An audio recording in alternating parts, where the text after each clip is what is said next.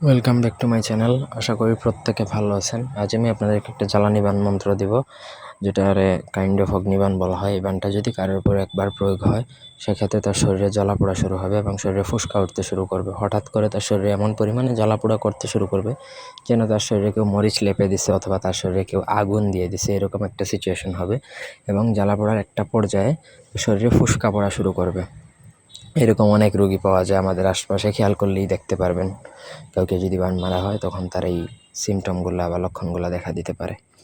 তো প্রথম থেকে পুরো ভিডিওটা না টেনে শেষ পর্যন্ত দেখবেন।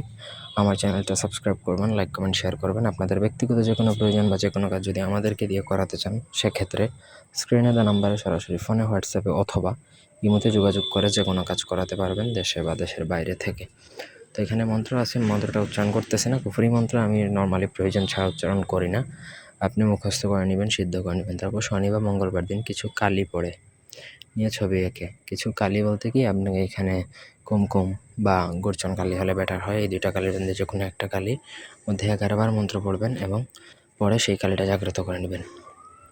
তারপর মন্ত্র পড়বেন, তারপর ছবি আঁকবেন, একটা কালি পড়ে ওই সেই কালি দিয়ে ছবি আঁকবেন। তারপর ওই ছবির মধ্যে 11 বার মন্ত্র পড়বেন, পরে 3 বার ছিটিয়ে দিবেন আর একটু কালি আলাদা রাখবেন। মানে যে ছবিটা আঁকবেন সেই ছবির মধ্যে মন্ত্র পড়া কালিটা আবার ছিটিয়ে দিবেন।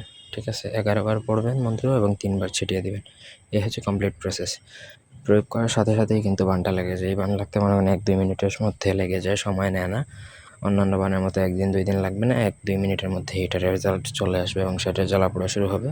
যতক্ষণ না অগ্নিবাণ কাটার কোনো চালান প্রয়োগ না করা হচ্ছে, ততক্ষণ তার শরীরে জ্বালাপোড়া হতেই থাকবে। খুবই ডেঞ্জারাস। ধন্যবাদ।